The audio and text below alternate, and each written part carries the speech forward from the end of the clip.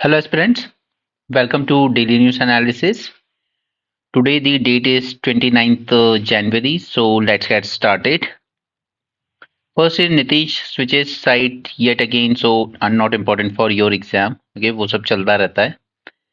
The only thing is कि voter बेवकूफ है इस देश में और कुछ नहीं. लोग इधर उधर स्विच करते रहते हैं and we can't even question. यहाँ पे यूजीसी ने कल अपनी एक ड्राफ्ट पॉलिसी में एक प्रोविजन इंक्लूड किया था कि जैसे सपोज कीजिए कि इस साल 50 सीट्स है रिजर्व कैटेगरी के लिए, ठीक है, SC, ST, OBC including EWS. अब अगर सपोज कि इन 50 पे कई बार क्या हुआ है कि ओबीसी के साथ खासकर ऐसे बहुत से केस देखे गए हैं, लाइक जीबी पंत यूनिवर्सिटी में एक केस हुआ था, ठीक है, ऐसे कई जगह पर जहां पर सीधे लिख दिया जाता है not found suitable candidate, okay, for professor. इस तरह के काफी केसेस सामने आए. तो अब अगर सपोज कीजिए कि इसमें से कहीं 50 में से 20 सीट्स रह जाती है अनफुलफिल्ड, तो इनको उठा के ओपन कैटेगरी में डाल दिया जाएगा. ये प्रोविजन इंक्लूड करने की बात की थी, यानी कि आप कह लीजिए कि 20 सीट्स को डी रिजर्व कर दिया जाएगा. तो इसको ड्राफ्ट में इन्होंने तैयार किया था, बट बाद में इन्होंने कहा है कि हम लोग फाइनल जो गाइडलाइन आएगी उसमें इंक्लूड नहीं करेंगे इसको, ठीक है. तो फिलहाल के लिए इन्होंने इसको ड्रॉप कर दिया है, क्योंकि ट्विटर पे कल काफी अगेंस्ट में चल रहा था इस चीज के, और इलेक्शन ईयर में कोई भी रिजर्वेशन पॉलिसी को टच नहीं करना चाहेगा. Assam Congress leaders join BJP days after Rahul यात्रा. तो बस वही है, पार्टी से उधर बनती रहती हैं, बिगड़ती रहती हैं. और एक नाउ हमने एक टॉपिक आपके साथ डिस्कस किया था जिसमें हमने बात की थी कि कैसे यूनिवर्सिटीज की ऑटोनॉमी पर अटैक किया जा रहा है, राइट. उसमें हमने काफी चीजें डिस्कस की थी, जैसे आईआईएम एक्ट के बारे में, इसमें जो अमेंडमेंट किए गए, गवर्नमेंट ने अपना कंट्रोल बढ़ाया है. इसके अलावा कुछ इसकी गाइडलाइंस यूजीसी की, जैसे प्राइम मिनिस्टर का सेल्फी पॉइंट बनाइए आप कॉलेज यूनिवर्सिटी में. ये इस तरह की काफी चीजें थी जिससे ये जो हमारी यूनिवर्सिटीज हैं इनके बारे में, इनकी ऑटोनॉमी पे सीधा सीधा अटैक हो रहा है. उसी का एक एग्जांपल यहाँ पर देखिए कि एक कॉलेज का principal, a principal of private nursing college in Tamil Nadu, threatening students with consequences if they did not turn up to welcome the governor R.N. Ravi during his visit to the district. Okay, तो ये ठीक नहीं है, ये जो culture चल पड़ा है आजकल. एनीवे, रोहिंग्यास की बात कर लेते हैं. तो हम सबको पता है कि अगर ये म्यांमार है तो यहाँ का जो रीजन है इधर वाला, ये है आपका रखाइन स्टेट, और वहीं पे प्रोसिक्यूशन शुरू हुआ था रोहिंग्यास का, जिस वजह से almost more than 7 lakh Rohingyas यहाँ से माइग्रेट करके बांग्लादेश और इंडिया की तरफ आ गए. और थोड़े दिन पहले प्राइम मिनिस्टर ने डीजीपीस के साथ जब मीटिंग चल रही थी जयपुर में, तो वहां पर इस कंसर्न को रेज भी किया था कि आखिर कैसे ये रोहिंग्यास जम्मू कश्मीर तक पहुंच गए. ओके, यानी कि हमारी बॉर्डर इतनी फ्रेजाइल कैसे हो गई. A PIL was filed by Rohingya refugees in Delhi High Court that has flagged the hate campaign on social media platform like Facebook. यहाँ पर काफी हेट कैंपेन चल रहा है. एक तो 2-3 बातें बोली जाती है कि इनकी जो फर्टिलिटी रेट है वो बहुत ज्यादा है, 6 से 12 तक बच्चे हैं इनके हर एक कपल के, ठीक है. इस तरह की बातें सोशल मीडिया पे फैलाई जाती हैं. दूसरा कि ये इलीगल माइग्रेंट्स हैं.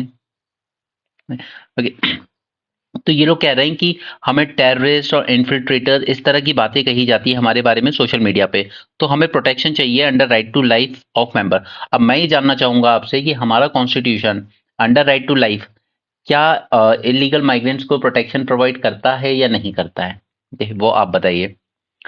रखाइन स्टेट से आए थे, मास एट्रोसाइट्स शुरू हो गई थी वहां पर इनके अगेंस्ट. 7,70,000 से ज्यादा लोगों ने छोड़ दिया था Myanmar. 20,000 of them are in India. Now this is serious concern कि 25,000 लोग पहुंचे कैसे. एंड मोस्ट इंपॉर्टेंटली कि थ्रू ब्रोकर्स, जिन्हें हम बिचौलिए कहते हैं, इनके थ्रू इन्होंने कार्ड्स भी आइडेंटिफाई कर लिए, ठीक है. इन्होंने आधार कार्ड भी बनवा लिया और उस पर बेस इन्होंने राशन कार्ड भी बनवा लिया. अब ये बंगाल की पॉलिटिक्स में भी एक इम्पॉर्टेंट इशू बनता है, क्योंकि वहां पर जो ममता बनर्जी की टीएमसी है उसको लगातार इसके लिए ब्लेम किया गया है कि उसने बांग्लादेश और यहाँ से आए हुए ये जो रेफ्यूजीज थे रोहिंग्या से, इनको ना राशन कार्ड बना के दे दिए. ठीक है, क्यों? क्योंकि ये इनको as a vote bank use करना चाहती थी, जैसा कि एलिगेशन है टीएमसी ऑफ ममता बनर्जी उनके अगेंस्ट, कि इनको राशन कार्ड दिया गया ताकि ये सारा मुस्लिम वोट जो एक बनेगा, और साथ में जो और भी हमारे यहाँ के खुद के मुस्लिम्स हैं, इनके सिंपेथाइजर्स, ठीक है, जिनको इनसे थोड़ी सिंपैथी है, तो ये सब वोट इनके पास जाएगा. तो फॉर वोट बैंक पॉलिटिक्स, आप कह सकते हो कि वोट बैंक पॉलिटिक्स के लिए आपने इलीगल माइग्रेंट्स तक को कार्ड बना दिए, आधार कार्ड बनवा दिए, बट कहीं ना कहीं नेशनल सिक्योरिटी को आपने साइडलाइन कर दिया। ठीक है, नेशनल सिक्योरिटी।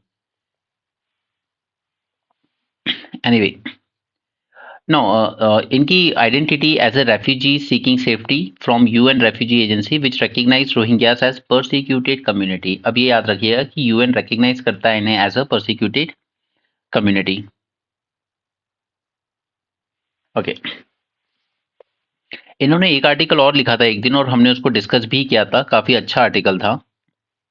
उसी के साथ इन्होंने एक आर्टिकल और लिखा है आज, और कहीं ना कहीं सेम मोटिव है, सेम बातें लिखी गई हैं कि 2024 में कितने सारे चैलेंजेस हैं वर्ल्ड के सामने भी और इंडिया के सामने भी। वर्ल्ड के सामने चैलेंजेस हैं कि एक तो रशिया यूक्रेन वॉर, जिसमें ऑलमोस्ट स्टेलमेंट आया हुआ है। दोनों साइड, रशिया भी कॉम्प्रोमाइज करने को तैयार नहीं है और यूक्रेन भी कॉम्प्रोमाइज करने को तैयार नहीं है, क्योंकि रशिया का कॉम्प्रोमाइज करना पूरी जो पॉलिटिक्स है यूरोप की उसको बदल देगा। यानी कि रशिया जो कि एक मेजर पावर माना जाता था, जिसके अगेंस्ट पूरा एक नाटो तैयार हुआ है, वो रशिया कमजोर नहीं देखना चाहता। At the same time Ukraine अगर यहाँ पर रशिया के टर्म्स पर सीज फायर ले भी लेता है, ठीक है, तो वो सिर्फ यूक्रेन अकेले का सरेंडर नहीं होगा, वो कहीं ना कहीं वेस्ट की भी हार होगी। West led by US and rest of the Europe. दूसरा, सिमिलरली कि हमारा जो यहाँ पर गाजा में और इसराइल की लड़ाई चल रही है, उसमें भी कोई अंत नहीं दिख रहा है। इसराइल खुद ये क्लियरली नहीं देख पा रहा है कि उसके एम क्या है। यहाँ पर आपको हमास डिसमेंटल करना था, उसका इंफ्रास्ट्रक्चर डिस्ट्रॉय करना था, आपने कर दिया। अब तो खुद इसराइल के लोग भी क्वेश्चन करने लगे हैं नेतन्याहू को कि आखिर आपके पॉलिसीज है क्या एग्जैक्टली exactly? रही बात इंडिया की, तो सबसे बड़ा इंडिया के लिए चैलेंज है हमारे खुद के नेबरहुड में।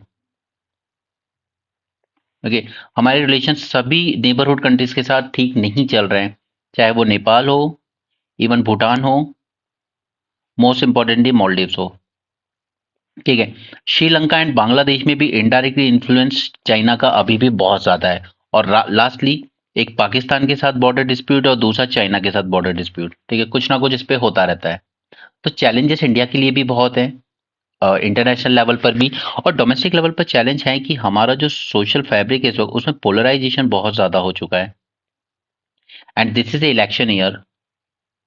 अब अभी राम मंदिर के टाइम हमने देखा कुछ एक इंसिडेंट जगह जगह से आए थे, जहां पर कुछ जगहों पे मस्जिद पे चर्च पे चढ़ के भगवा झंडे लहराए गए। देखिए, मध्य प्रदेश में एक हुआ जहां पर चर्च पे चढ़ के भगवा झंडा लहराकर जय श्री राम के नारे लगाए।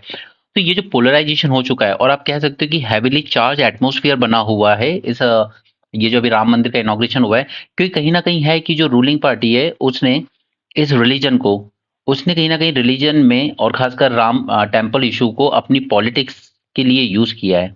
तो ये जो पोलराइजेशन है, ये इलेक्शन ईयर में या इलेक्शन के जस्ट बाद, देखिए, ये किसी वायलेंट फॉर्म में बर्स्ट ना हो, यही चीज को हाईलाइट कर रहे हैं mister K R Narayanan. Okay, ये फॉर्मर डायरेक्टर रहे इंटेलिजेंस ब्यूरो के, फॉर्मर नेशनल सिक्योरिटी एडवाइजर भी रहे हैं and governor of West Bengal former. देखिए, इंडिया के लिए चैलेंजेस हैं 2024 में जियोपॉलिटिकल एंड डोमेस्टिक लेवल पर, war in Ukraine, restoring to still more danger resorting to still more dangerous weapons including the nuclear। Okay, Russia ने ये बात कही भी है। If Russia is compelled to set back, it will signal a major victory for the West. And if Ukraine plus NATO is compelled to accept peace on Russia's term, it will alter the politics of Europe। अब देखिए, जैसा कि अभी तक देखा जा रहा है कि ट्रंप का आना कहीं ना कहीं शॉर्ट शॉर्ट लग रहा है वर्ल्ड में, और ट्रंप ने कहा था कि मैं रशिया के साथ 1 वीक के अंदर एक एग्रीमेंट साइन कर लूंगा और इस वॉर को खत्म कर दूंगा। अरे, तो ट्रम्प के आने से काफ़ी चीज़ें चेंज होंगी। वो जिस तरह के आदमी है वो ऐसा नहीं है, वो इतने पेशेंस नहीं रखते हैं कि चलने तो वॉर जैसी भी चल रही है। इसराइल हमास कन्फ्लिक्ट की बात की जाए तो ये थोड़ी सी और फैल गई है। ईरान पाकिस्तान का हमने देखा था, हालांकि बाद में चाइना ने सीज फायर करवा दिया दोनों के बीच एक कह सकते हो एक शांति प्रस्ताव रख के। ओके, इसके अलावा हमास ने परेशान कर रखा है यूएसए को, खासकर रेड सी में। और सिर्फ यूएसए को नहीं, जितनी भी शिप यहाँ से इसराइल जाती है उन सबको परेशान कर रखा है। अरे, इसके अलावा ईरान ने सीधी सीधी वॉर ही लॉन्च कर रखी है इराक और सीरिया में, और उसका सिंपल गोल है कि यहाँ पर जो भी सुन्नी मिलिटेंट्स हैं जो हमें टारगेट बनाते हैं उनको एलिमिनेट करना है। तो ये शुरू सब कुछ हुआ था गाजा से, बट ये धीरे धीरे फैलता जा रहा है। Iran is encouraging Houthis in Yemen to attack US and foreign ships while engaging in open warfare with both Iraq and Pakistan. The absence of purposeful diplomacy means that situation can only worsen. दोनों ही war में diplomatically solve करने की कोशिश ही नहीं की जा रही है, कि दोनों ये देख रहे हैं कि हम पीछे हटेंगे तो हम वीक माने जाएंगे पूरे वर्ल्ड में। तो यहाँ पर डिप्लोमेटिक एफर्ट्स लगाए ही नहीं जा रहे हैं इन दोनों वॉर्स में। इसके बाद elections in Taiwan produce an anti China dispensation. ठीक है, यहाँ पर जो लीडर जीत के आए जो कि टोटली एंटी चाइना है। ठीक है, तो उनका कहना है कि हमारे ताइवान में डेमोक्रेसी है और हम लोग उसी में बड़े हुए हैं, पैदा हुए हैं, तो हम उसी को प्रिजर्व करना चाहते हैं। उसी तरीके से फिलीपींस ये और ज़्यादा असर्टिव हुआ है, प्राइमरीली बिकॉज यूएसए का सपोर्ट है उसके बाद, और दूसरा कि अगर ताइवान नहीं दब रहा है जब, ठीक है, जब ताइवान नहीं झुक रहा है चाइना से, तो मैं क्यों दबूं। This could provoke China. One of the main areas of strategic contestation between US and China is Indo-Pacific region. कि इंडो पैसिफिक रीजन को हमेशा से ये देखा जाता है कि ये बहुत ही स्ट्रेटेजिक है। एक तो पैसिफिक ओशन सबसे बड़ा है, वो अपनी जगह। दूसरा, अब इसके लिए आपको देखना पड़ेगा वर्ल्ड वॉर 2 के पहले वाली सिचुएशन। यहाँ पे जापान था पैसिफिक में, ठीक है, और इधर यूएसए की भी शुरू हो जाती है। ये पूरा आपका पैसिफिक ओशन है। अब इसमें यहाँ पे यूएसए ने क्या गलती की थी, इसने अपना पूरा फोकस रखा इस तरफ, यूरोप की तरफ। उस टाइम पे तो यूरोप ही पूरा सेंटर था वर्ल्ड का, ठीक है, और इसने पूरा का पूरा पैसिफिक ओशन छोड़ दिया था अकेले जापान के लिए। और जापान की जो नेवी थी, ठीक है, उसने इसका पूरा यूज किया था। और जापान की नेवी ने पूरी आंखें दिखाई चाइना को, और साथ में ऊपर जो कोरियन पेनिनसुला था, राइट। तो यूएसए का ये मानना है कि किसी भी एक कंट्री को पूरी तरीके से फ्री छोड़ देना पैसिफिक ओशन में ठीक नहीं है। उसने जापान के केस में ये गलती कर चुका है वर्ल्ड वॉर 2 से पहले। अब चाइना के केस में वो ये गलती नहीं करना चाहता। ओके, इसलिए वो मानता है कि इंडो पैसिफिक एरिया में उन दोनों के बीच में हमेशा से तनाव चलता रहेगा। और इसलिए इंडो पैसिफिक एरियाज में जो कंट्रीज हैं, Philippines, Vietnam, Korea, Japan, Australia, New Zealand, इन सब के साथ यूएसए ज़्यादा अच्छे रिलेशन बना के रखता है। आप कह सकते हो कि अनडिक्लेयर्ड, अनऑफिशियल, बट एलाइज हैं वो यूएसए के। इसके बाद इंडिया की बात करते हैं, तो चाइना बॉर्डर पर हमारी टेंशन है इनके साथ। चाइना में इकोनॉमिक डिफिकल्टी चल रही है, उनकी जीडीपी स्लो डाउन हो रही है, और जो वेस्ट कंट्रीज है स्पेशली यूएसए, वो भी इंडिया को वो कर रही हैं कि आप हमारी तरफ आइए, ठीक है। बट हमें भी ये ध्यान रखना होगा कि अगर हम यूएसए की तरफ ज़्यादा जाएंगे ना, इसराइल की तरफ ज़्यादा जाएंगे, तो ये चाइना को प्रोवोक कर सकता है। और ये हो भी रहा है पिछले टाइम से। जितना जितना हम यूएसए के क्लोज जा रहे हैं, चाइना उतना एग्रेसिव भी होता जा रहा है, with tacit support from Russia, right. Wolf warrior diplomacy, now I personally believe कि ये टर्म आपको इस बार प्रीलिम्स में जरूर देखने को मिलेगा कि होती क्या है। देखिए, इसको समझने के लिए जरा मॉलडिव्स वाला कंटेक्स्ट समझिए कि डिप्लोमेटिकली हमने कोई स्टैंड नहीं लिया, ठीक है। हमने कहा कि हम एक वर्किंग ग्रुप बना रहे हैं मॉलडिव्स के साथ, और हम उसमें देख रहे हैं कैसे हम साथ में वर्क कर सकते हैं। बट सोशल मीडिया पर या इंडिविजुअल लेवल पर भी लोग क्या लिखने लगे, बॉयकॉट मॉलडिव्स, बॉयकॉट मॉलडिव्स, ठीक है। इसे कहते हैं वोल्फ वॉरियर डिप्लोमेसी, ठीक है। यानी कि आपके देश का ऑफिशियल स्टैंड कुछ अलग है। हमने इसराइल गाजा वॉर पर हमेशा कहा कि पीसफुल रेजोल्यूशन होना चाहिए, 2 स्टेट सॉल्यूशन होना चाहिए। बट अगर आप इधर यहाँ राइट विंग के जो कॉमन मैन है, अगर इनका व्यू देखोगे, तो we stand with Israel, okay, destroy Hamas. Russia में भी आई स्टैंड विद पुतिन। तो ये जो वोल्फ वॉरियर डिप्लोमेसी है ना, ये ठीक नहीं है। ये चाइना प्रैक्टिस करता है जनरली अपने यहाँ, but this is not suitable for India, especially when it comes to our neighbours. India must adhere to its traditional policy of maintaining excellent relation with all countries. Bhutan, अब भूटान के साथ क्या issue है?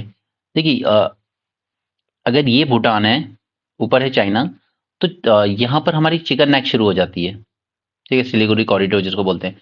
अब चाइना ये चाहता है कि आप नॉर्दर्न में मुझसे डबल टेरिटरी ले लीजिए और मुझे यहाँ पर ईस्टर्न में थोड़ी सी टेरिटरी दे दीजिए। और भूटान इसमें थोड़ा सा टिल्ट होता भी जा रहा है चाइना की तरफ। तो ये इंडिया के लिए बहुत बड़ा थ्रेट है, ठीक है। नाउ इसके बाद अब है हमारा इलेक्शन ईयर, रिलीजियोसिटी, और कुछ पॉलिटिकल पार्टीज के लिए डू और डाई वाली स्ट्रगल भी है, ठीक है, काफी सारी पॉलिटिकल पार्टीज के लिए इनफैक्ट। क्योंकि जिस तरीके से सेंट्रल गवर्नमेंट ने ईडी और सीबीआई का यूज करके दूसरी पॉलिटिकल पार्टीज के एमपीज एंड एमएलएस या ओवरऑल पार्टी मेंबर्स को भी अपनी पार्टी में मर्ज करवाया है, ठीक है।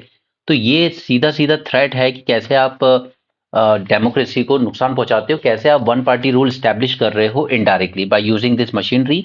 And at the same time erectile bonds ने आकर इलेक्शन ऑलमोस्ट वन साइडेड कर दिए, ठीक है। जितना भी टोटल फंडिंग आती है पॉलिटिकल, उसकी ऑलमोस्ट 80% सिर्फ रूलिंग पार्टी को जा रही है। तो फेयर लेवल प्लेइंग फील्ड रह भी नहीं गई। अभी कांग्रेस जैसे अपनी यात्रा पर है, तो उसने क्राउड फंडिंग लॉन्च किया है, ठीक है। तो वो शो भी करता है कि उनके पास तो फंड तक की कमी है, बट बीजेपी के पास ऐसा कुछ नहीं है। ओके, तो ये जो भी है, अगर 24 का इलेक्शन भी इसी तरीके से होता है तो ये कई पार्टियों के लिए डू एंड डाई वाली सिचुएशन है। अदरवाइज ये वन पार्टी रूल की तरफ जा रहा है देश। राइट। उसके बाद सरकारें कैसे गिराई बनाई जाती हैं एमएलएस को इधर उधर करके, वो हम देख चुके हैं। हमने कर्नाटका में देखा, हमने महाराष्ट्र में देखा, हमने एमपी में देखा। राइट। तो ये सारे साइंस हैं कि कैसे इंडिया एक वन पार्टी रूल की तरफ जा रहा है, जो कि ठीक नहीं है कभी भी एक डेमोक्रेसी में। चाहे ये टाइम हो या इंदिरा गांधी जी का टाइम हो, वन पार्टी रूल टाइप की चीजें कभी ठीक नहीं है। Ram Janmabhoomi, installation of Ram's idol is intertwined with ruling dispensation election campaign. ठीक है, वो जो नारा चलता है, जो राम को लाए हैं हम उनको लाएंगे। It contributed to sharp cleavage among electorate along with religious and other lines, and a consequence of which could be heightened communal tension. Similarly, Manipur अभी तक जल रहा है, आज तक वहां पे शांति नहीं है। उसका इम्पैक्ट मिजोरम पे भी देखा गया, कुकी पॉपुलेशन। ओके, नागालैंड पे भी कि आप फेंसिंग मत कीजिए बॉर्डर की। असम में उल्फा वाला एक्ट मैंने आपको समझाया था, मींस 450 प्लस में उल्फा के साथ जो एग्रीमेंट हुआ है, बट उल्फा का एक फैक्शन भी है जो टॉक्स प्रेफर नहीं करता है, ठीक है। तो असम में भी सब कुछ शांत नहीं है। Left wing extremist activities have decline for time being, okay, ये नक्सलिज्म एंड ऑल, बट ये कभी भी रिवाइव कर जाती है, एकदम से सडनली अटैक शुरू कर देते हैं कभी भी वो। Parliament security was breached by two outsiders, student घुस गए थे वहां पर। Unprecedented stand of between opposition and ruling party, suspension of 146 member from both house. और काफी क्रिटिकल इंपॉर्टेंट बिल पास कर दिए गए जब 146 मेंबर सस्पेंड थे। और ये भी मैंने आपको बताया था कि इन 146 में कुछ ऐसे भी एमपी का नाम था जो हाउस में प्रेजेंट भी नहीं थे, और आपने लिस्ट में उनका नाम डाल दिया कि आप भी सस्पेंड। वो तो आए ही नहीं थे उस दिन हाउस में। Okay, so now Parliament need to protect constitutionally guaranteed liberties. India France, इस पे मैं आज आपके साथ ब्रेनस्टॉर्मिंग में एक सेशन करूंगा, not just France but also with respect to Bangladesh also, ठीक है, वो भी इंपॉर्टेंट है। हमने साइन किया था होराइजन 247, बेसिल डे परेड में गए थे जब प्राइम मिनिस्टर। हमारा फोकस है joint production of military hardware, cutting edge technology transfer and new purchase deal for French aircraft engine and submarines. इसके अलावा अब हमें आपसे जो एग्जिस्टिंग टेक्नोलॉजी नहीं चाहिए, हम चाहते हैं कि आगे भी जो टेक्नोलॉजी डेवलप की जाए उस पर हम लोग पार्टनर्स की तरह काम करें। को डिजाइन, को डेवलप एंड को प्रोड्यूस डिफेंस हार्डवेयर, इस पॉइंट को जरूर अपने आंसर में लिखना, ओके। क्योंकि अब जब हम आत्मनिर्भर बनने की बात कर रहे हैं तो हमें पार्टनर चाहिए जिनके साथ हम रिसर्च करके रिसर्च एंड डेवलपमेंट डिजाइनिंग करके प्रोडक्शन साथ में कर सकें, ठीक है, इक्वल पार्टनर्स की तरह। अनलाइक कि हम आपके सिर्फ एक कस्टमर बन के रहें। ओके, स्पेस डिफेंस में पार्टनरशिप कर रहे हैं। इसके अलावा agriculture, digital health, science, technology, fintech डाल सकते हो उसी में। Assembly line manufacture of civilian helicopter जो टाटा और एयरबस में हुआ है, it was first private business to business deal.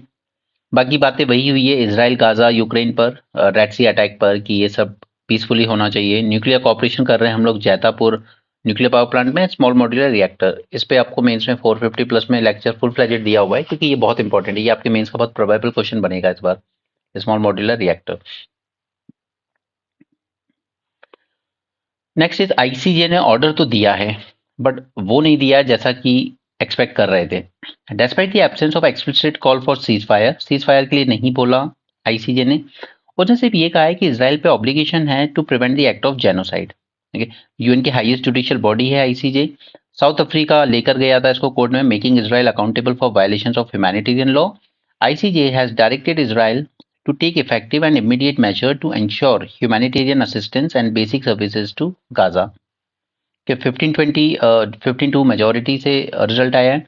The world should goad Israel into complying with the measure while carrying out legitimate military operation. Its leaders should avoid statements that may be seen as inciting genocide. Suspension of global aid to, हाँ ये हमने कल बात की थी, UN refugee जो body है जो पैलेस्टीनियंस को प्रोवाइड करती है, उसके 12 स्टाफ पर ये एक्यूजेशन लगा है कि अक्टूबर 7 के अटैक में इन्वॉल्व थे। इसलिए काफ़ी सारी कंट्री ने, जैसे फ्रांस ने, इटली ने, इन सब ने फंडिंग बंद कर दी है इसको। अब आपने फंडिंग अगर बंद कर दी तो रिलीफ प्रोवाइड भी कैसे कर पाओगे अब गाजा में, राइट। ये इन्होंने म्यांमार के रिस्पेक्ट में लिखा है, the coup prompted a massive civil disobedience movement. The deposed member of parliament formed, इन्होंने बनाई एक नेशनल यूनिटी गवर्नमेंट और इन्होंने खुद की बनाई एक फौज जिसका नाम था people defence forces, okay, and they called for an uprising, ठीक है। तो 1 फरवरी को मिलिट्री कूप होता है। अब जो पार्लियामेंट के मेंबर्स थे, एमपीस वगैरह, उनको साइडलाइन कर दिया। तो उन एमपीस ने मिलकर यहाँ पर बनाई एक unity government, national unity government. और इस नेशनल यूनिटी गवर्नमेंट ने कहा कि अब आर्मी ने ही कूप किया है तो किसकी मदद लें। तो उन्होंने अपनी खुद की एक आर्मी सेटअप की, that is people defence forces, okay, इस यूनिटी गवर्नमेंट ने। और ये पीपल डिफेंस फोर्सेस ने कहा कि हमें करनी है armed uprising against the army, ठीक है। उसके बाद अक्टूबर में एक अलायंस बनता है, Arakan army, national democratic alliance army, मतलब बहुत सारे एथनिक ग्रुप्स का। And they launch a coordinated attack on the military and inflicted massive losses. अब ये है पलेटवा टाउन। अब इसको याद रखना क्यों जरूरी है, मतलब मैं इसको एम्फेसाइज क्यों कर रहा हूं, क्योंकि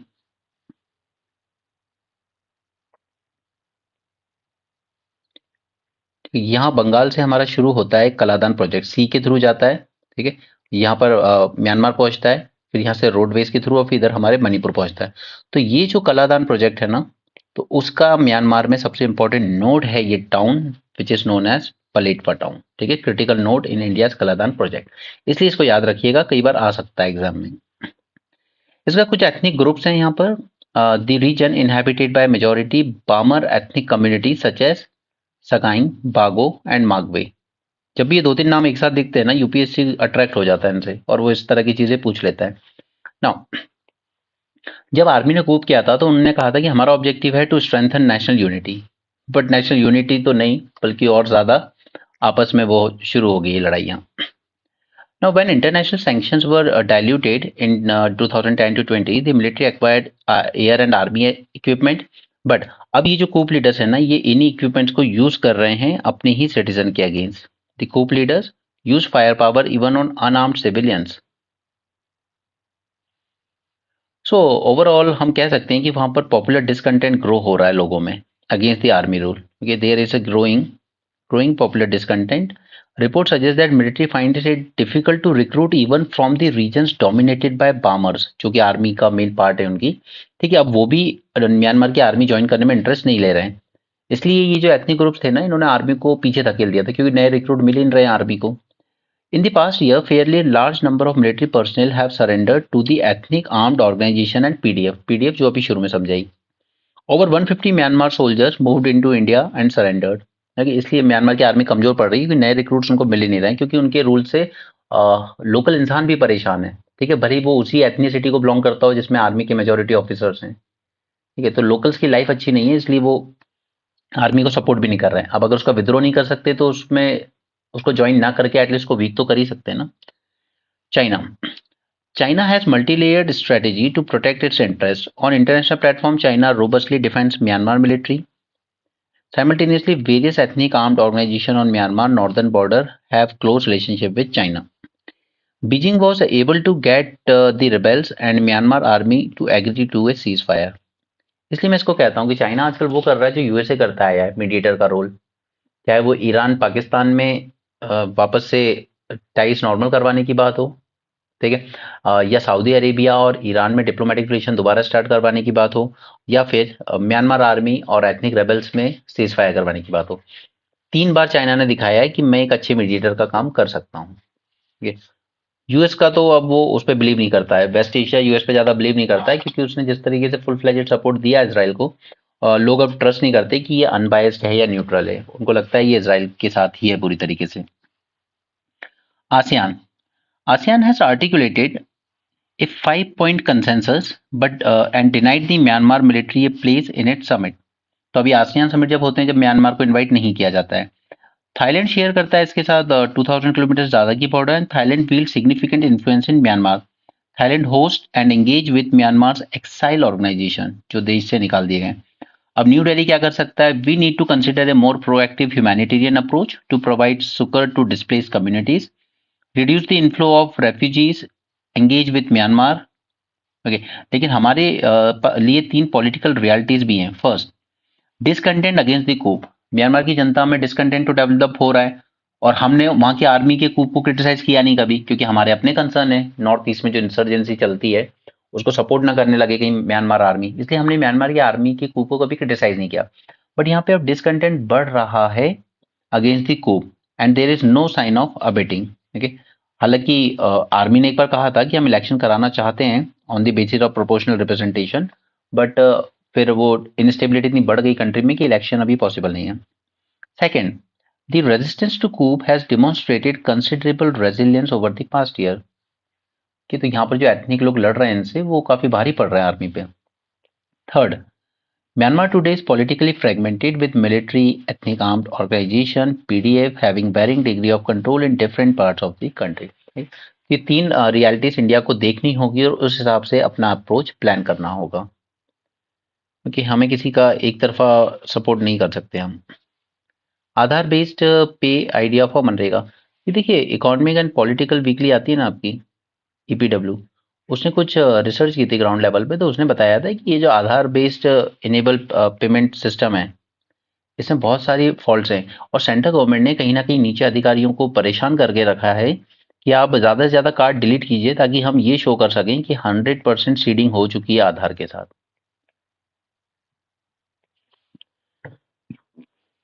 जनवरी 1 rural development ministry made Aadhaar based payment system mandatory for MNREGA payment. ना मनरेगा में पेमेंट 2 तरीके से दी जा सकती है वेजेस, एक तो अकाउंट बेस्ड यानी डायरेक्ट आपके बैंक अकाउंट में जाए और दूसरा आधार बेस्ड हो। अब होता है क्या है कि जो फर्स्ट है अकाउंट बेस्ड उसमें wage transfer use the workers name, worker का नाम, bank account number and IFSC code of bank branch, जबकि एबीपीएस में यहां पर सबसे पहले तो वर्कर का आधार नंबर सीड होना चाहिए उसके जॉब कार्ड के साथ। This is first step. Authentication is successful only when all details including the spelling and gender in the job card match with those in the Aadhaar database.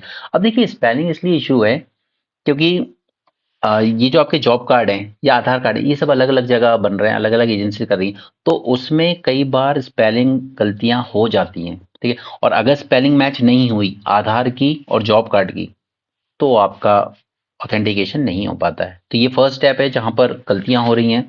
दूसरा, their Aadhaar must be link to a bank account, the Aadhaar and third, the Aadhaar number of each worker must be mapped correctly through their bank branch with a software mapper of NPCI which act as a clearing house also. Okay, so first आपका आधार number seed किया जाएगा job card के साथ, ठीक है। तो first level पे हमें सीडिंग करनी है। फर्स्ट पे आधार सीडिंग होनी चाहिए। ओके, आपका जॉब कार्ड लिंक होना चाहिए आपके आधार के साथ, उसकी डिटेल मैच होनी चाहिए आपकी, राइट। फिर आती है सेकंड स्टेज। तो this Aadhaar this Aadhaar must be link to your bank account, and third, the Aadhaar number of each worker must be map correctly with their bank branch. अब इसकी मैपिंग करेगी बैंक ब्रांच कि ये सही है या नहीं, ओके। और अगर जरा सी भी स्पेलिंग इधर से उधर हुई इन सब में तो फिर गड़बड़ हो जाती है। Now, the Aadhaar number acts as a financial address. Remember this point for your prelims. Aadhaar number acts as their financial address and cash transferred gets deposited to last Aadhaar linked bank account. अब सोचिए कि किसी के multiple bank account है, यहाँ भी है, यहाँ भी है, यहाँ भी है। कई बार जो बैंकिंग करस्पॉन्डेंट होते हैं वो बैंक उन पे प्रेशर डालता रहता है, नए अकाउंट खोलो, नए अकाउंट खोलो। तो कई बार उनके आधार कार्ड के नाम पर ना ये लोग उनके बैंक में अकाउंट खोल देते हैं और उनको पता ही नहीं होता है कि हमारा सबसे लेटेस्ट अकाउंट कौन से बैंक में खुला है। और आपका पेमेंट हमेशा उस अकाउंट में जाएगा जो सबसे लेटेस्ट खुला होगा, ठीक है। मैंने आपको एयरटेल पेमेंट बैंक का स्कैंडल बताया था, ठीक है। उसने आपकी सिम के लिए आपने सिम परचेज करने के लिए आधार दिया, उसने आपका आधार यूज करके अपने पेमेंट बैंक में अकाउंट खोल दिए और उस टाइम एलपीजी की जो सब्सिडी आती थी वो सीधे सीधे सारी सब्सिडी यहाँ चली गई। इस तरीके से एयरटेल पेमेंट बैंक ने 90 करोड़ रुपए इकट्ठे कर लिए। ऑलराइट, तो ये इस तरह की चीजें होती हैं कि आपको कई बार पता भी नहीं होता है और आपके आधार का यूज करके बैंक अकाउंट खुल चुका होता है। ठीक है, तो इसमें कई बार वर्कर को पता ही नहीं होता है कि उसका अकाउंट भी है कहीं और जहां पैसा जा रहा है। Evaluating claims. Government has claimed that ABPS would remove duplicate job cards, reduce wage payment delay and have lower payment rejection. लेकिन EPW की रिसर्च कुछ और ही बताती है। Firstly, there is no publicly available audit on the procedure followed by officials in deleting the job card. ठीक, कोई procedure में transparency नहीं है कि आप किस बेसिस पर डिलीट कर रहे हो। जो रिसर्च पेपर है ईपीडब्ल्यू का वो बताता है officials have resorted to deleting job cards owing to pressure from the union government to meet 100% of the Aadhaar seeding targets. या 100% से नहीं मीट कर सकते तो जो अभी तक नहीं हुए लिंक आधार से उन कार्ड्स को ही डिलीट कर दो। ओके, और सबसे कॉमन है स्पेलिंग मिसमैच होना इस वजह से। ठीक है, there are also evidence of exaggerating savings claim due to Aadhaar. In last 2 years alone, job cards of 7 crore workers got deleted. Now, this is serious concern. Government has also claimed lower rejection rate in ABPS compared to account-based payment. The claim of higher efficiency in wage payment using ABPS and the difficulties in resolving problems with ABPS far outweighed the difficulties resolving problems with account based payment system. So जो ये article लिख रहे हैं वो कह रहे हैं कि हम एडवोकेट करते हैं account payment based payment rather than Aadhaar based. और इसको मैं आपके साथ ब्रेनस्टॉर्मिंग में भी डिस्कस करूंगा। मुझे आधार से रिलेटेड कुछ एस्पेक्ट्स आपके साथ डिस्कस करने हैं जो अभी यहाँ नहीं करना चाहता मैं, उससे लेक्चर बेवजह लेंदी हो जाता है। चाइना के टाइज अफ्रीका के साथ, अब ये हमारा इंटरेस्ट नहीं है, ठीक है, लेकिन हमें सिर्फ ये जानना है कि आखिर अफ्रीका की इकोनॉमी को किस तरीके से कंट्रोल कर रहा है यहाँ पर चाइना।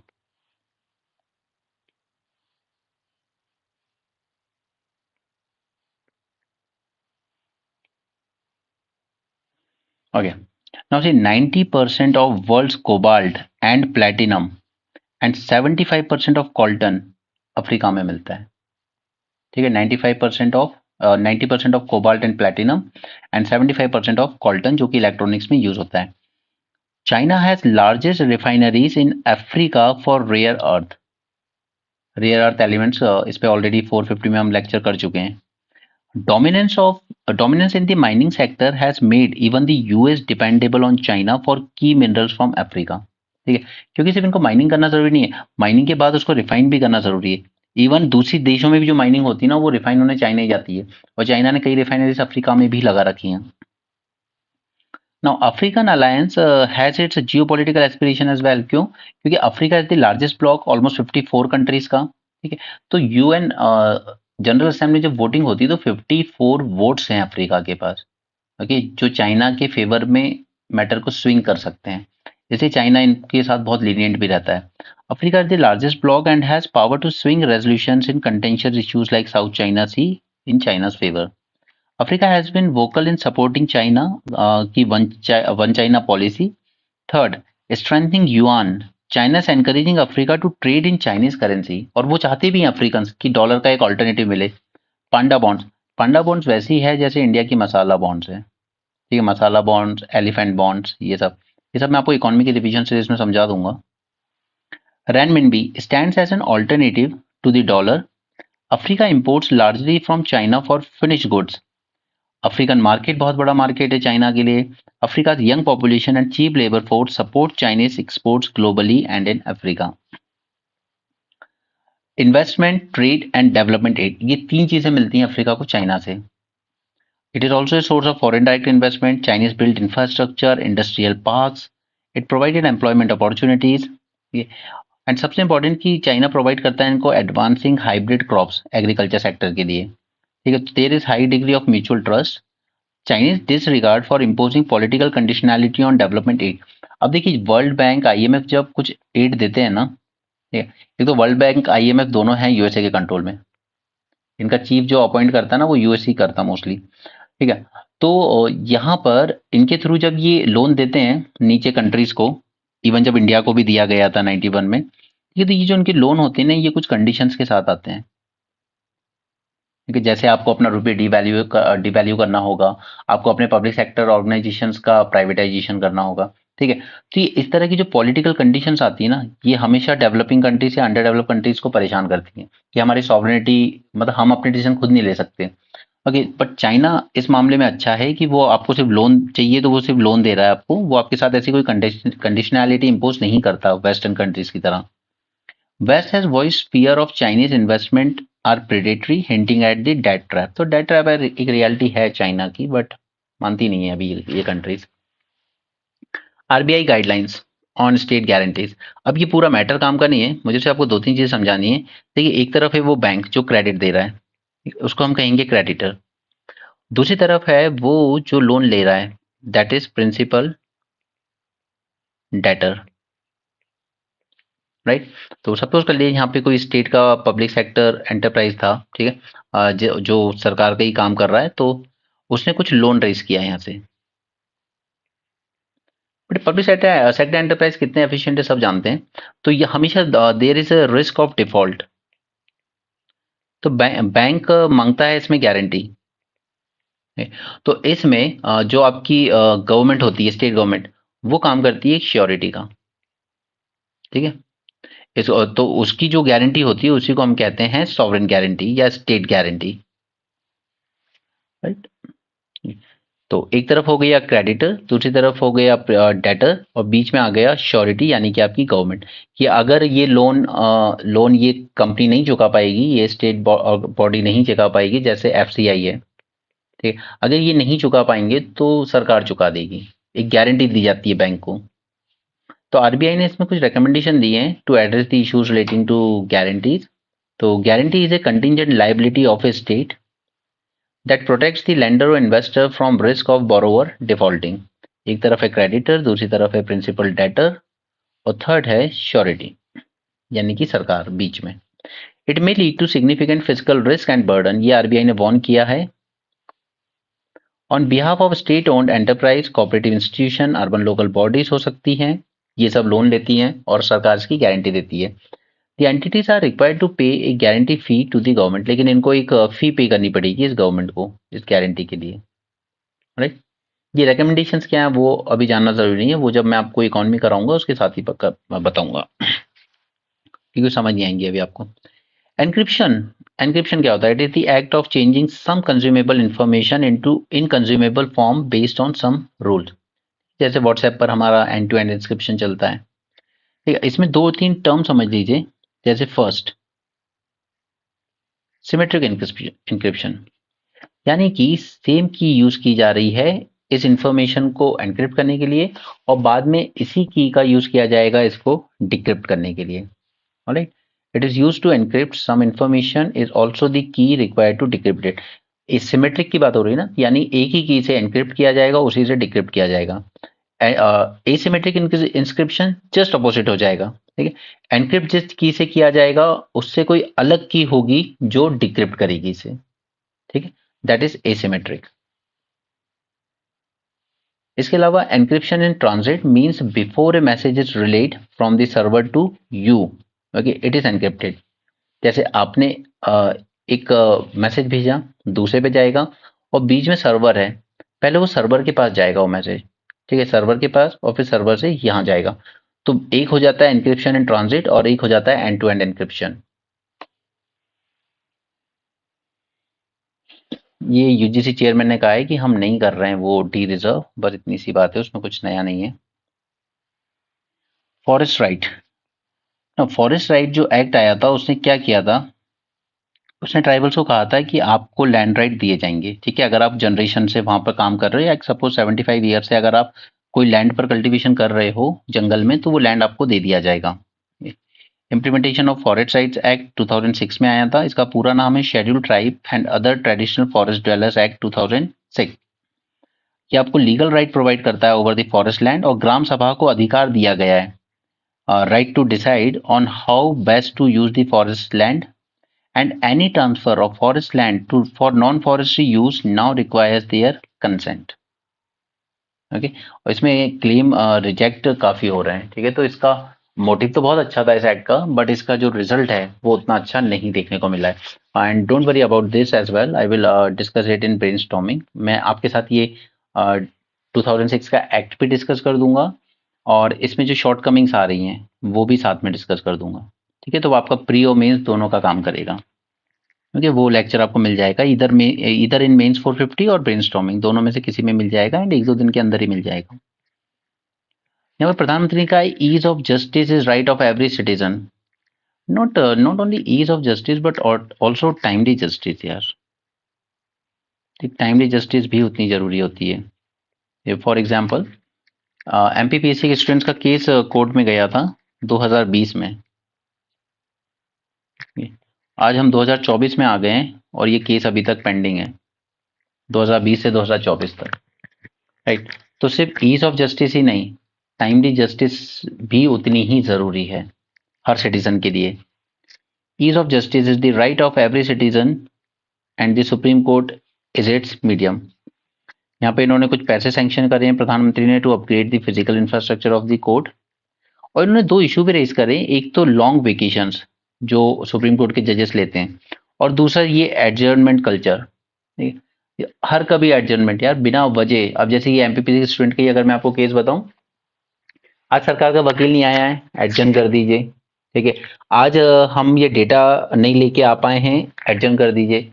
इस तरीके से तारीख पे तारीख चलती रहती है। तो ये दो ना इंडिया की सबसे बड़ी प्रॉब्लम है जुडिशरी की, एक तो जजेस के लॉन्ग वेकेशन और दूसरा इनके एडजर्नमेंट कल्चर। हाइब्रिड हियरिंग आप जानते हैं कि जैसे अगर एक पार्टी नहीं आ पाई है तो ये नहीं है कि एडजर्नमेंट ले लोगे, एक पार्टी फिजिकली प्रेजेंट हो सकती है कोर्ट में और दूसरी पार्टी किसी डिजिटल माध्यम से जुड़ सकती है कोर्ट से, राइट। उसे कहते हैं हाइब्रिड हियरिंग।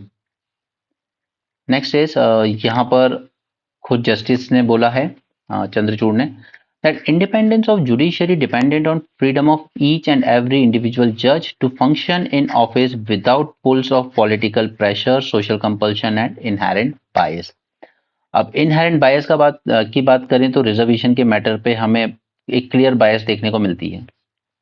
जब मिस्टर यू ललित थे जो ईडब्ल्यूएस रिजर्वेशन की सुनवाई कर रहे थे, तब उन्होंने कहा था कि ईडब्ल्यूएस बच्चा जो है, ठीक है, वो सोशली बैकवर्ड नहीं है, राइट, वो फाइनेंशियली बैकवर्ड है, इसके लिए उसको स्कॉलरशिप चाहिए।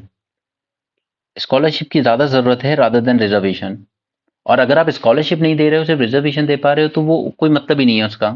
ठीक है, फिर वो अगर फाइनेंशियली स्ट्रगल कर रहा है तो वो रिजर्वेशन के किस काम का। ईडब्ल्यूएस का कोई सब्जुगेशन नहीं हुआ है, हिस्टोरिकली उनके साथ कोई डिस्क्रिमिनेशन नहीं हुआ है, तो उन्हें जरूरत थी स्कॉलरशिप की। बट कुछ जजेस बायस्ड फेवर में ही गए और वो जजमेंट में 3 और 2 की मेजोरिटी से आया था। इसके बाद पॉलिटिकल प्रेशर, तो अब एक जज जो सरकार के फेवर में डिसीजन देते हैं, जस्टिस मिश्रा, और वो रिटायर होते ही मेंबर ऑफ पार्लियामेंट बन जाते हैं फ्रॉम राज्यसभा। ठीक है, तो it's not only about political pressure but also political attraction. Right, कई बार आप खुद सरकार के फेवर में जजमेंट इसलिए देते हो कि हम रिटायर होते ही फिर कुछ और पोस्ट मिल जाए। कई जजेस रिटायर होकर गवर्नर बन जाते हैं, गवर्नर नहीं बनते हैं तो सरकार की किसी ना किसी कमेटी और कमीशन के चेयरमैन जरूर बन जाते हैं, राइट। तो एवरी जज, इनको एक कंसर्न रहता है कि यार पोस्ट रिटायरमेंट जॉब का भी देख लें जरा जाते जाते। वैसे ही आप सुप्रीम कोर्ट के जज बनते हो तब आप 62 के आसपास होते हो, 2-3 साल की काम टेन्योर रहता है, उसके बाद इंसान सोचता है पोस्ट रिटायरमेंट जॉब के लिए सरकार को कुछ फेवर कर लूं। और आज ही नहीं, ये हमेशा से होता है, since time of Indira Gandhi. He urged जजेस true to 3 principles. First, independence of judiciary, interpretation of constitution not as a rigid body of rules but a living organism. And third, need to secure and retain the respect of citizen for Supreme Court as a legitimate institution। तो ये respect कैसे आएगी अगर आप 5-5 साल बच्चों को इंतजार कराओगे उनके रिजल्ट्स के लिए, उनके एग्जाम्स के लिए, तो ये रिस्पेक्ट कैसे अर्न करेगा कोर्ट, राइट। उसी तरीके से जब ईवीएम के मैटर की बात आती है तो आप कभी उसमें एक इंडिपेंडेंट इंक्वायरी नहीं करवाते हो।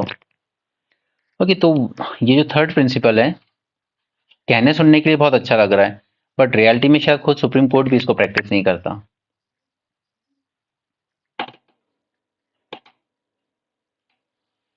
ये वही है यूएन बॉडी फॉर रेफ्यूजीज जिसको फंडिंग पॉज कर दी गई है। अब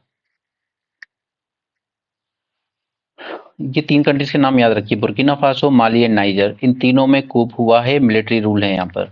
ये लास्ट ईयर 23 में ऐसा ही एक क्वेश्चन पूछा गया था।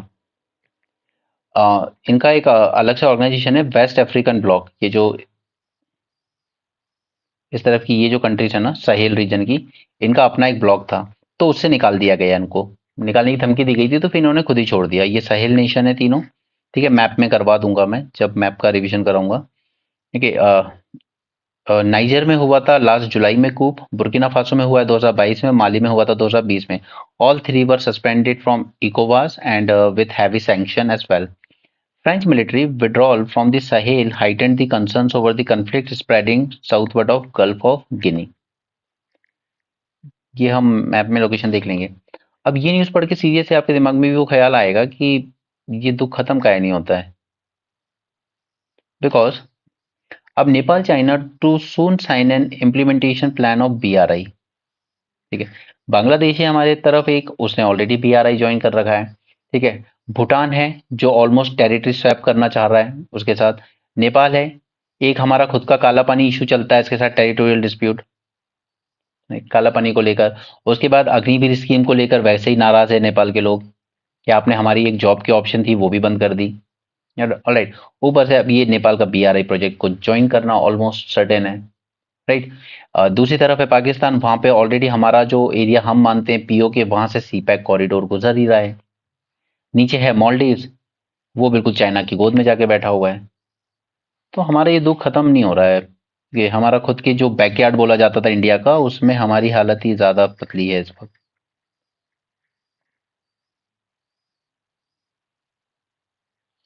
Genomic revolution promises transform cancer care.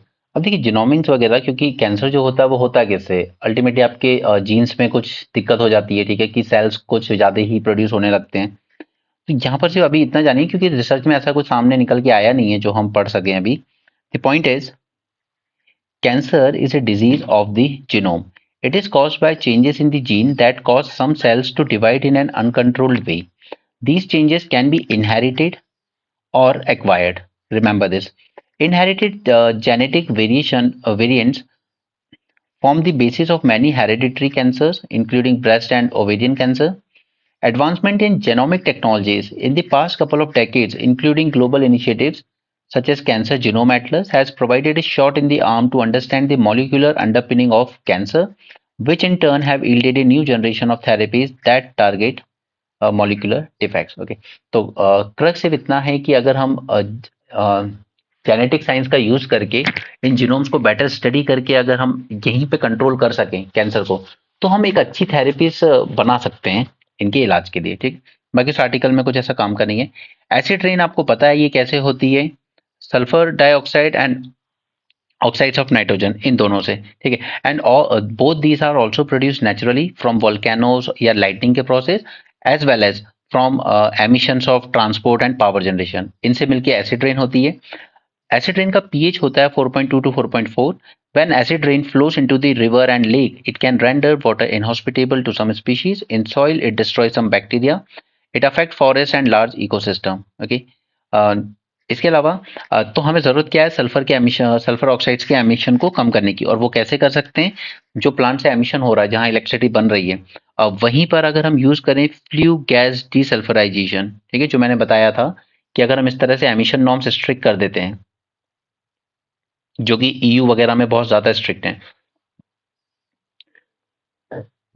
इसलिए उनके यहाँ पर जो कॉस्ट ऑफ बिजनेस है वो थोड़ी हाई है। तो इसलिए वो लेकर आए CBM, carbon border adjustment mechanism, carbon tax, ताकि इंडिया में जो स्टील वगैरह बन रहा है या जो चीजें बन रही हैं उसमें तो एमिशन इतने ज्यादा नॉर्म्स स्ट्रांग नहीं है, तो उन्हें तो इस तरह की कोई टेक्नोलॉजी यूज करनी नहीं पड़ेगी, फ्लू गैस डिसल्फराइजेशन, ठीक है। तो इसलिए जब इंडिया से बन के आएगा तो उस पर कार्बन टैक्स लगाएंगे इम्पोर्ट पर, ठीक है।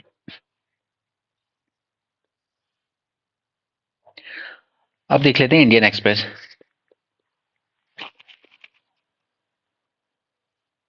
चलिए जल्दी से देखते हैं इंडियन एक्सप्रेस में क्या काम का है। सेम न्यूज़ जो होंगी उनको छोड़ेंगे। यहाँ पर देखिए वही बात है कि नॉर्थ कोरिया कुछ ना कुछ मिसाइल टेस्ट करता रहता है एंड साउथ कोरिया और जापान को परेशानी होती रहती है, फिर उनको USA के साथ फिर naval exercise and so on वो चलता रहता है। अगर आप रेगुलर फॉलो कर रहे हो ना न्यूज़पेपर, तो काफ़ी चीज़ें आपको समझ में आ जाती होंगी खुद से, देखिए। और मैं उम्मीद भी करता हूँ कि आप रेगुलर ही फॉलो करें। Centre clarified D reservation policy, ठीक है, क्योंकि चुनाव का ईयर है। अगर ये इलेक्शन ईयर नहीं होता ना तो एक बार को फिर भी शायद ये वापस नहीं ली जाती, बट इलेक्शन ईयर में वो रिस्क नहीं लेंगे। ओके, यहाँ पर जो हम लोग नई नेशनल सिक्योरिटी स्ट्रेटेजी बना रहे हैं इसके बारे में आर्टिकल है, और इस टॉपिक को मैं आपके साथ ब्रेनस्टॉर्मिंग में भी कवर करूंगा दोबारा। India's first national security strategy document is being written and will propose accelerating domestic defense production. The distinction The distinction between civilian and military technology erodes with drones, satellite internet, artificial intelligence, quantum computing and clean energy. Okay, तो पहले माना जाता था civilian technology अलग है, military technology अलग है, but अब बिल्कुल एकदम ओवरलैप हो रही हैं। इनके अकॉर्डिंग राइटर का कहना है कि हमें गोल रखना चाहिए एटलीस्ट 10 यूनिवर्सिटीज का, कि हमारी 10 यूनिवर्सिटी होनी चाहिए टॉप 100 ग्लोबल यूनिवर्सिटी में जब इंडिया अपने 100 साल कंप्लीट करे। दैट इज 2047 तक। India confronts changing geopolitics, America accelerated China's global economic integration. अभी अमेरिका ने क्यों किया था? पहले अमेरिका को कहीं ना कहीं ये था कि हम चाइना को थोड़ा अपने करीब रखेंगे तो बेटर होगा। ओके, तो यूएस ने चाइना के साथ बहुत टेक्नोलॉजी शेयर की, पहले जापान ने भी बहुत टेक्नोलॉजी शेयर की है। चाइना आज अगर इतना बड़ा बना है तो इसीलिए क्योंकि उसको जापान और यूएसए जैसी कंट्रीज ने टेक्नोलॉजी ज़्यादा प्रोवाइड की थी, क्योंकि वो चाहते थे कि चाइना को रशिया से दूर रखा जाए, खासकर उस टाइम में जब रशिया यूएसएसआर था पूरा, सोवियत। ओके, बट बाद में उनको समझ में आया कि नहीं, India was the better bat. China is responding by banning Tesla car, Apple phones from army bases because of sophisticated camera, mics and cloud backups. American universities have deep military partnership, ठीक है, जैसे MIT है, तो MIT ने world war 2 के time पर radars दिए थे प्लेन को, ship, gun, airports and long range navigation system etcetera. तो वहाँ यूएसए में यूनिवर्सिटीज का बहुत इंटीग्रेशन है मिलिट्री के साथ। China has 71 universities in top 500 QS rankings. India की परफॉर्मेंस देखें तो हमारे पास सिर्फ 11 यूनिवर्सिटी है, वो भी टॉप 500 में, टॉप 100 में तो है ही नहीं। But we could rapidly improve with 5 intervention. तो ये 5 इंटरवेंशन सजेस्ट कर रहे हैं, और ये 5 इंटरवेंशन आप एज इट इज लिख सकते हैं अपने आंसर में, अच्छे पॉइंट्स हैं। Select 20 government universities and over invest in them. आप 20 गवर्नमेंट यूनिवर्सिटी सेलेक्ट कीजिए जो अच्छी हैं, और उसमें जम के फंडिंग दीजिए ताकि एक अच्छा रिसर्च बेस तैयार किया जा सके। Second, merge many independent research labs into these top 20 government institution. फिर इन 20 इंस्टीट्यूशंस में ही इंडिया की जो अलग अलग रिसर्च लैब्स हैं जो इंडिपेंडेंटली फंक्शन कर रही हैं, उनको मर्ज कर दीजिए इन 20 इंस्टीट्यूट्स के साथ ही, ठीक है, ताकि इंस्टीट्यूट लिंक हो जाए लैब से और रिसर्च और तेजी से प्रमोट हो सके। और ये दूसरी कंट्रीज ने भी किया है। Third is scale and concentrate government research funding to universities. और फिर इन्हीं 20 यूनिवर्सिटीज पे हम लोग, मैंने आपको बताया कि 70% जो हमारी रिसर्च एंड डेवलपमेंट में फंडिंग आती है वो गवर्नमेंट की तरफ से आती है, ठीक है, प्राइवेट बहुत कम इन्वेस्ट करता है रिसर्च एंड डेवलपमेंट में इंडिया में। तो फिर ये जो आप रिसर्च एंड डेवलपमेंट कर रहे हो ना, तो ज़्यादा फंडिंग यहीं पे कंसंट्रेट की जाए, इन्हीं 20 इंस्टीट्यूशंस में। Fourth, incentivise the corporate research at local universities and fifth is performance based funding. देखिए, अब यहाँ पर जो कॉर्पोरेट्स हैं उनको भी इंसेंटिवाइज किया जाए कि आइए और इंस्टीट्यूट्स के साथ रिसर्च में ज्वाइन कीजिए, ठीक है, जैसे टाटा इंस्टीट्यूट है, ठीक है, इस तरह से। और फिर अगर किसी की परफॉर्मेंस बहुत अच्छी है तो उसको परफॉर्मेंस बेस्ड इंसेंटिव भी प्रोवाइड किए जाएं। तो ये 5 स्टेप बताए इन्होंने।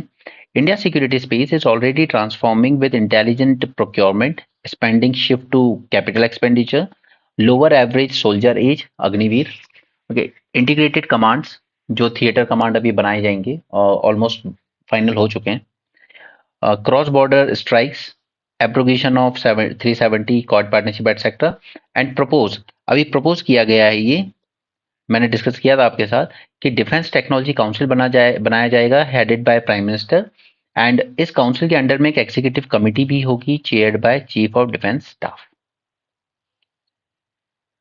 ओके, मेल न्यूट्रिशन ऐसा टॉपिक है, इस पर हम बहुत बात कर चुके हैं, ठीक है, चलता रहता है वो। बट मैं प्रेफर यही करूँगा कि आप बस एक बार मेंस 450 में ब्रेन, इसमें हम मेल न्यूट्रिशन पे एक लेक्चर प्रिपेयर कर लेंगे, उतने में हो जाएगा, बार बार के आर्टिकल्स पढ़ने की ज़रूरत नहीं है। One of the many causes of anemia or low hemoglobin is iron deficiency.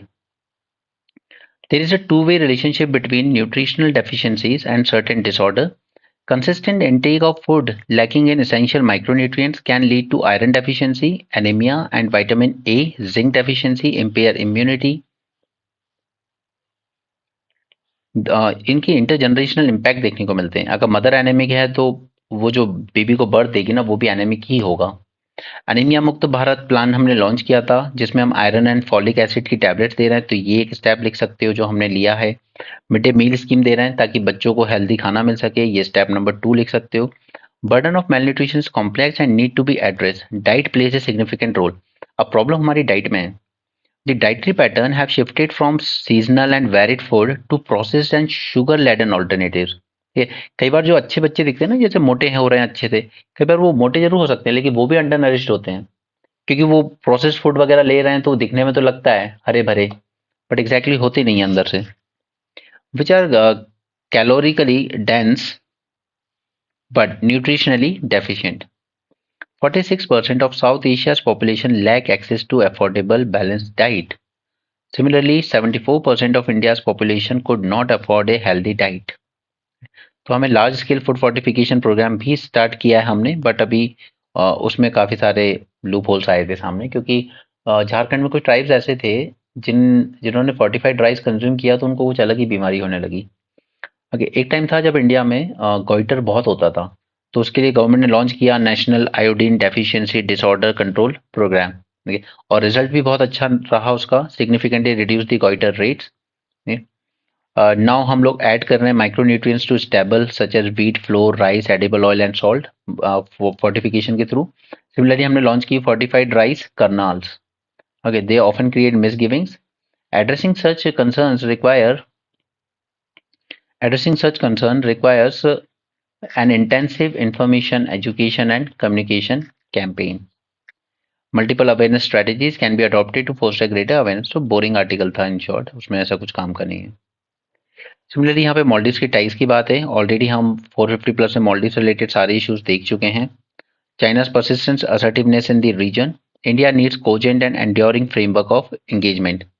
India had agreed to withdraw military personnel from Maldives। Modi visited Lakshadweep, फिर उनके मिनिस्टर्स ने उलझुल कमेंट किया एंड सो ऑन, वो इशू आपको पता ही है। चाइना के साथ इन्होंने अपनी पार्टनरशिप एलिवेट कर ली है up to comprehensive strategic cooperation partnership, कि तो ये इंडिया के लिए एक और अलार्म बेल का काम करेगा। Now working, both sides are working to find mutually workable solution to enable continued operation and humanitarian। India respects Maldives sovereignty and so on। Again, nothing new in this। China is also seeking to build ties with Taliban regime to utilize the mineral wealth dormant in Hindu Kush for industries in western region। ये एक important point है। ठीक है कि अभी world पूरा isolate करके रखा हुआ है कि कोई भी तालिबान रेजिम को रिकॉग्नाइज नहीं कर रहा है, इंडिया भी नहीं कर रहा है, बट चाइना एंगेज करता रहता है कि आप लोगों को तो पैसे चाहिए, फंडिंग तो चाहिए ना सरकार चलाने के लिए, और आपके पास मिनरल रिसोर्सेज बहुत हैं, तो मुझे इन्वेस्ट करने दो, मुझे माइनिंग करने दो यहाँ। Chinese are actively moving ahead in Nepal, putting pressure on Bhutan and have their talons in Sri Lanka as well। और बांग्लादेश का ही मैंने आपको बताया कि वो बेल्ट एंड रोड इनिशिएटिव का भी पार्ट है। यहाँ पे ONDC प्लेटफॉर्म, ये बस ये समझ लीजिए कि ये गवर्नमेंट का बनाया हुआ अमेजोन है। ठीक है, गवर्नमेंट का एक ई कॉमर्स प्लेटफॉर्म है जो राइवल करेगा अमेजोन को एंड फ्लिपकार्ट जैसी कंपनियों को। तो इस पर thousands of farmers collective across states are now selling a host of agriculture products। So that is good thing, open network for digital commerce। The platform is being promoted by government as an alternative to global e-commerce major like Amazon and Walmart to support small enterprise। Sapinda marriage क्या होती है? देखिए, sapinda marriage actually हमारा जो Hindu marriage act है, this one, इसमें section 5 है जो कहता है ये सपिंदा मैरिज सही नहीं है। सपिंदा मैरिज क्या, यानी कि आपकी मदर साइड 3 जनरेशन तक, ठीक है, आप मैरिज नहीं कर सकते वहां पर। ठीक है, ऐसा नहीं कि मामा की लड़की से या मामा के लड़के से कर ली। सिमिलरली ऑन फादर साइड आप अगली 5 जनरेशन तक मैरिज नहीं कर सकते, आप सिबलिंग्स ही कहलाते हो। ओके, तो इसकी वैलिडिटी को चैलेंज किया गया। इसमें से भी एक एक्सेप्शन रखा गया है कि अगर ये कस्टम है किसी एरिया का, किसी रीजन का, किसी ट्राइब का, तो अलाउ है। ओके, तो यहाँ पर एक केस आया जहाँ पर 2 लोगों की शादी हुई। वहां पर जो हस्बैंड था उसने बाद में कहा कि यार ये ना, ये गलत हुई हमारी शादी।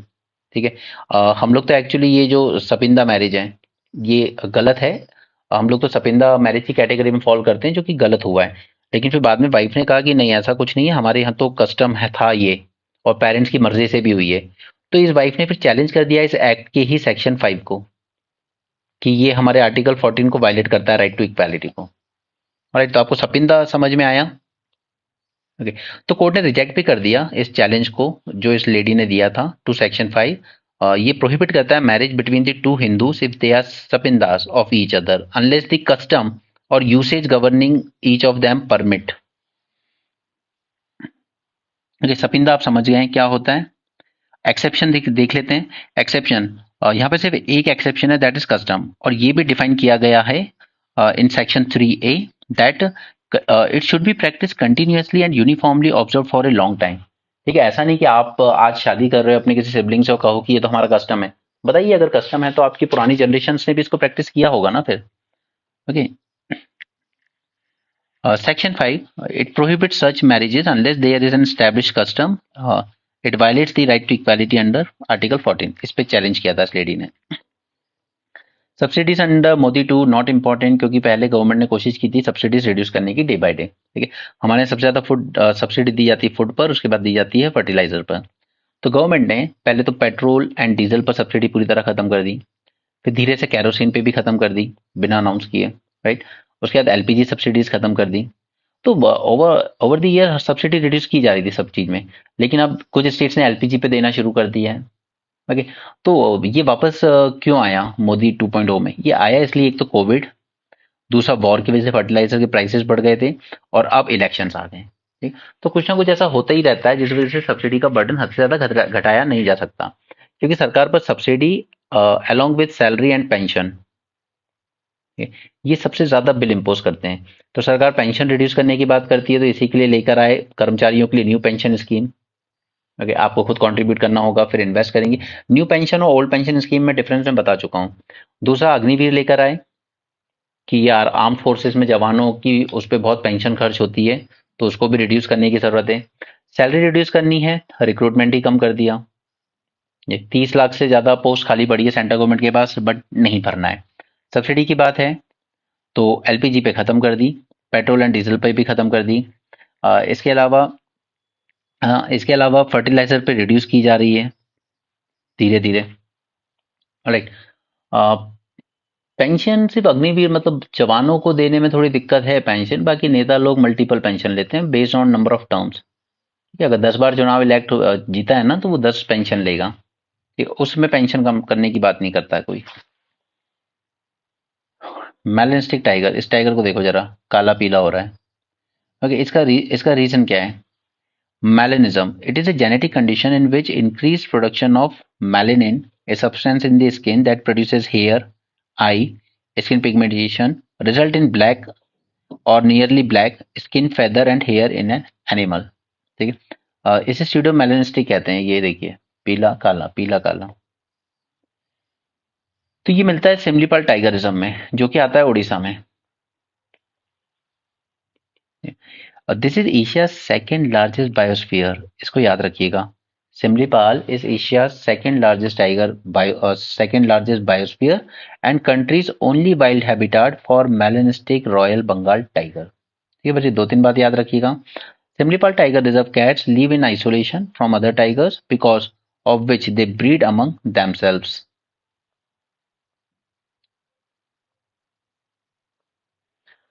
ओके, बाकी की sports news है। So that's it for this session, and do join us for brainstorming and means 450 plus. All right. So thanks for joining. Have a great day and keep learning.